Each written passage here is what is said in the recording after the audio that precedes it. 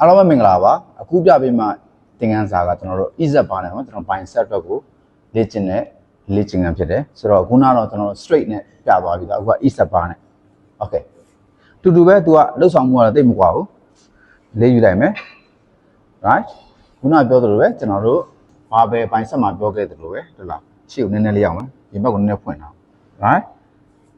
အမြဲတမ်းမှတ်ထားမှာခြေထောက်နဲ့ပခုံးနဲ့အကျယ်ခွဲထားမှာ okay ဒီကျွန်တော်တို့ခေါ်မှစေတောင်းထားမယ်ဖြည်းဖြည်းချင်းမှမယ်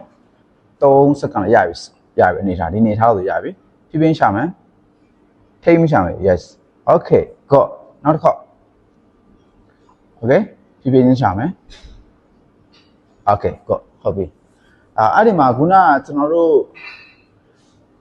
ဘာပဲပိုင်ဆက်မှာပြောသွားသလိုပဲအတူတူပဲကျွန်တော်ပခုံးအကျယ်ခွဲမယ်ခြေထောက်ကပခုံးနဲ့အကျယ်ခွဲထားမယ်ဒီကျွန်တော်ခေါ်မှစေတောင်းထားမယ် right ဒီတောင်စစ်ကအနောက်ကိုအရင်မရဘူးဒီနေထားလောက်ဟုတ်ပြီနော်ပြီးဖြည်းဖြည်းချင်းတက်တယ်အပေါ်ကြီးအဲ့လောက်ဒီမတက်ဘူးကျွန်တော်မာစထန်းချင်းကြောက်သွားဖြစ်တော့ဒီနေထားကျွန်တော်ရင်ပတ်နဲ့ဒီနေထားလောက်ဆိုရပြီပြီးဖြည်းဖြည်းချင်းပြန်ချတယ်ပြန်ချကမှလည်းအဆုံးလေးမချဘူးဒီနေထားလောက်သူ့ရဲ့မာစထန်းချင်းရှိတဲ့နေထားလောက်ပေါ့အဲ့ဒါကိုအလေးကိုတင်တဲ့အချိန်မှာလဲကျွန်တော်မာစရဲ့ concentrate လုပ်ပြီးတော့အချက်တင်ရသလိုအောက်ကိုပြန်ပြီးတော့ချတဲ့အခါမှာလဲမာစရဲ့ concentrate လုပ်ပြီးတော့ဖြည်းဖြည်းချင်း3စက္ကန့်လောက်တင်မယ်